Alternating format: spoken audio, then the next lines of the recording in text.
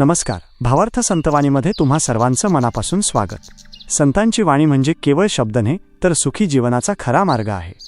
आजच्या धावपळीच्या जीवनात मनाला शांती देणारा एक अभंग आणि त्याचा आपल्या आयुष्याशी असलेला संबंध आज आपण उलगडणार आहोत.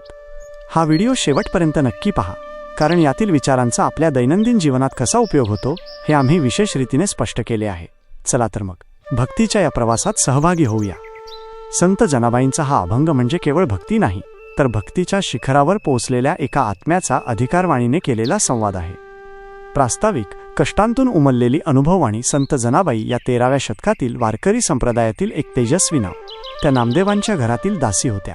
त्यांचे जीवन कष्टात गेले. दिवसभर दळण, कांडण, सडा सारवण ही कष्टाची कामे त्या करत असत. पण या कष्टांना त्यांनी कधीच दुःख मानले नाही. ज्या काळात स्त्रियांना शिक्षणाची किंवा अभिव्यक्तीची फारशी संधी नव्हती, त्या काळात जनाबाईंनी पांडुरंगाला आपला सखा, आपला सवंगडी मानले. विठ्ठल माझा मायेचा बाप, विठ्ठल माझी माऊली म्हणत असतानाच भक्ती इतकी प्रगल्भ झाली की त्यांनी साक्षात भगवंताला चोर म्हणून पकडण्याची हिंमत दाखवली. हा अभंग म्हणजे त्यांच्या आयुष्यातील संघर्षातून आणि अनन्य भक्तीतून आलेली एक अनुभववाणी आहे, जी सांगते की देव रथात बसून येत नाही तर तो प्रेमाच्या दोराने बांधला जातो. पहिला चरण, धरीला पंढरीचा चोर, गळा बांधून या दोर. सामाजिक संदर्भ.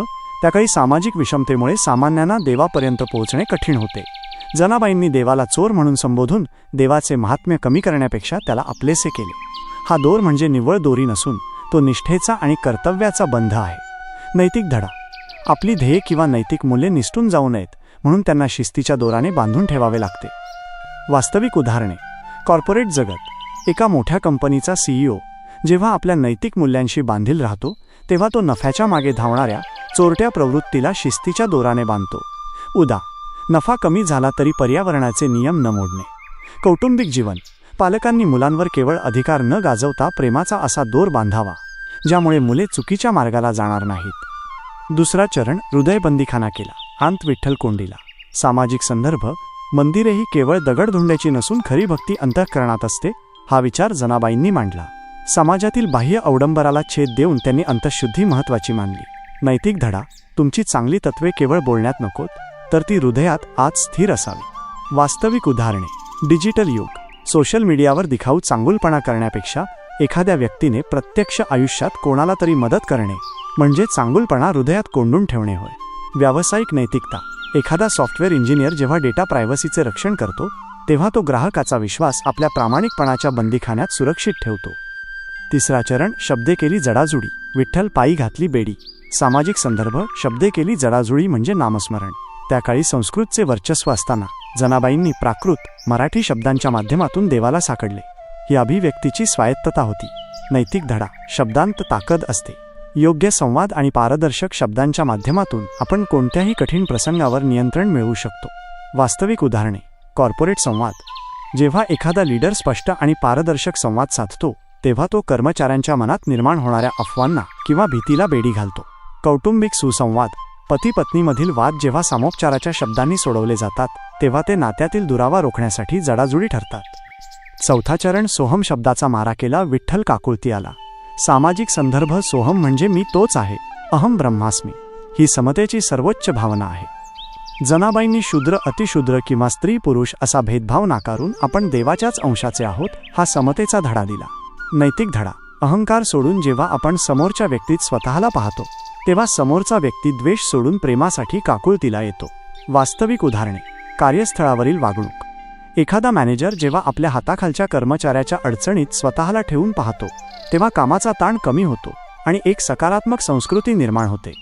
Social media trolling. दुसऱ्याला ट्रोल करण्यापूर्वी मी त्याच्या जागी असतो तर हा सोहमभाव ठेवला तर डिजिटल जगातील द्वेष कमी होईल. पाचवा चरण, जनी म्हणे बा विठ्ठला, जीवे न सोडी मी तुझला. सामाजिक संदर्भ. हा टोकाचा आत्मविश्वास आणि समर्पण आहे.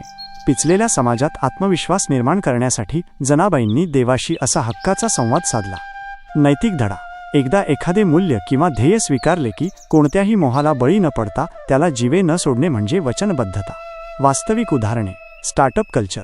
एखादा तरुण उद्योजक अपयश आले तरी आपल्या कल्पनेवर विश्वास ठेवून ती सोडत नाही, तेव्हा तो त्याच्या ध्येयाला जीवे न सोडण्याचा निर्धार दाखवतो. पर्यावरण रक्षण. आजच्या युगात शाश्वत जीवनशैली ही केवळ फॅशन न ठेवता ती आयुष्याचा अविभाज्य भाग बनवणे म्हणजे मूल्यांची जपणूक करणे होय. तरुण पिढीसाठी संदेश, कॅच द वाइब्स. मसुदा आजच्या भाषेत सांगायचे तर हा अभंग म्हणजे the art of mind control आणि मॅनिफेस्टेशन आहे. Subject, how to hack your inner peace, संत जनाबाई स्टाईल. मित्रांनो, आपण सगळेच हॅपीनेस शोधतोय, पण तो आउट ऑफ स्टॉक वाटतोय ना? संत जनाबाईंनी 700 वर्षांपूर्वी एक भन्नाट हॅक सांगितला आहे. 1. The target. विठ्ठल चोर. आपला आनंद आपल्यातच आहे, पण तो चोरासारखा लपून बसलाय. त्याला पकडण्यासाठी आपल्याला भक्तीचा दोर नाही तर फोकसचा दोर हवाय. 2. The jail. हृदय बंदीखाना. तुमचे हृदय म्हणजे तुमची प्रायव्हसी आहे. तिथे नको असलेल्या लोकांच्या विचारांना थारा देऊ नका. स्वतःच्या मनाला एक असा तुरुंग बनवा जिथे फक्त पॉझिटिव्हिटीला एंट्री असेल. 3. The tools. शब्दे केली जडाजुडी. गुगलवर हजारो कोट्स वाचण्यापेक्षा एखादा चांगला विचार प्रत्यक्षात एक्झिक्यूट करा. तीच खरी बेडी आहे. 4. The ultimate power. सोहम. जेव्हा तुम्ही म्हणता आय कॅन डू दिस आणि मी त्या शक्तीचाच भाग आहे, तेव्हा अख्खी युनिव्हर्स तुमच्या समोर लोटांगण घालते. बॉटम लाईन, देव मंदिरात नाही, तो तुमच्या कॉन्शियसनेसमध्ये जाणीव येत आहे. त्याला तिथेच लॉक करा. डिजिटल युगात मूल्यांची घसरण रोखण्यासाठी उपयोग. आजच्या युगात माहितीचा महापूर आहे, पण ज्ञानाचा दुष्काळ आहे. जनाबाईंचा हा अभंग आपल्याला स्वनियंत्रण शिकवतो.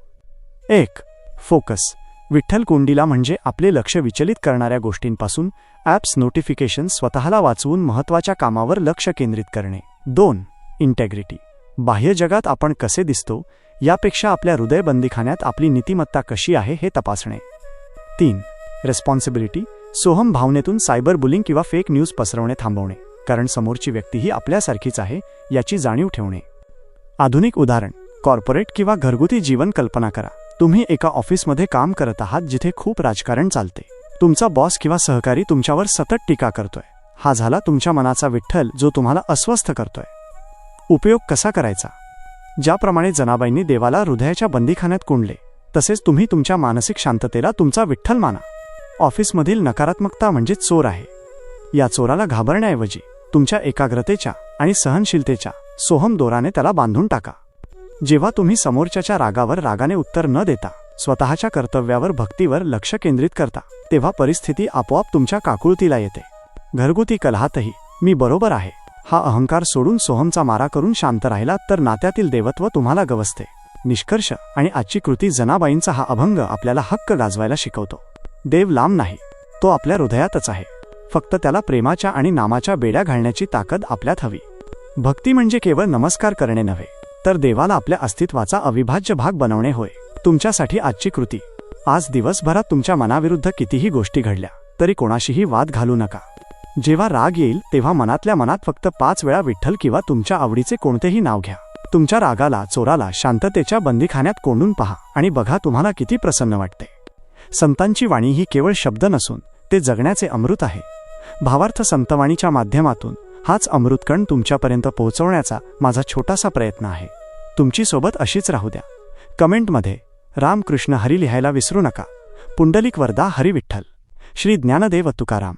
पंढरीनाथ महाराज की जय.